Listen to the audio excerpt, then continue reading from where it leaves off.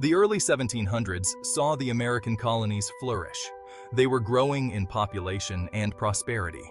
The colonists took pride in their hard work and self-reliance. However, a sense of unease simmered beneath the surface. The colonists cherished their freedoms. They resented the increasingly controlling grip of the British Crown. The British government viewed the colonies as a source of wealth and resources. They enacted a series of laws and regulations to control colonial trade and governance. These acts, while seemingly minor at first, began to chafe against the colonists' sense of independence. The seeds of discontent were sown. As the years passed, the relationship between the colonies and Britain grew more strained. Each new attempt by the British to assert control was met with growing resistance.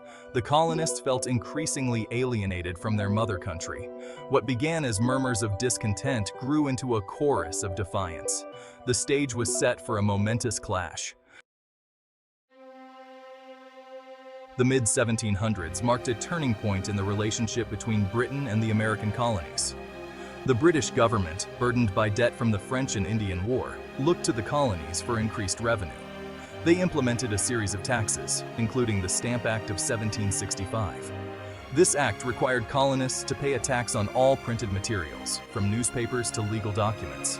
The colonists were outraged. They argued that they had no representation in the British Parliament and, therefore, no say in the taxes levied upon them.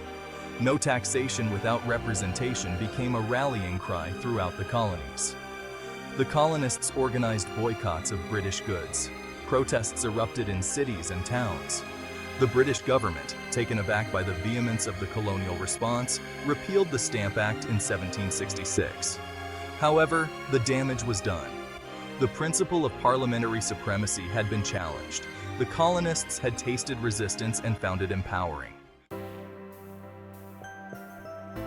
The growing resistance to British rule was not a spontaneous uprising.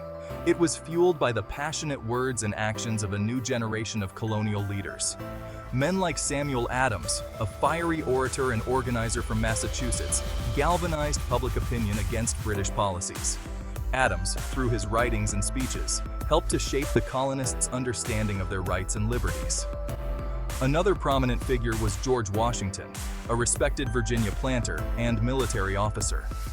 Washington, though initially reluctant to engage in open rebellion, believed strongly in the rights of colonists.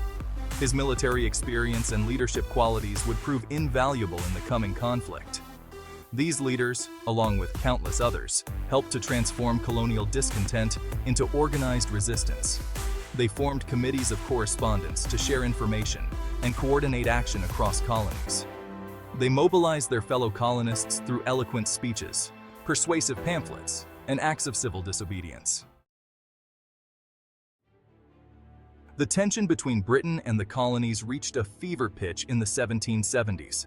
The British government, determined to assert its authority, responded to colonial defiance with increasingly harsh measures. The passage of the Intolerable Acts in 1774, which closed the port of Boston and restricted colonial self-governance, further inflamed tensions. In December 1773, a group of colonists disguised as Native Americans boarded British ships in Boston Harbor and dumped chests of tea into the water. This act of defiance, known as the Boston Tea Party, shocked the British government and fueled the flames of rebellion. The British responded with force. In April 1775, British troops marched on Lexington and Concord, Massachusetts, to seize colonial military supplies. The colonists, forewarned, met the British with armed resistance. The first shots of the American Revolution were fired.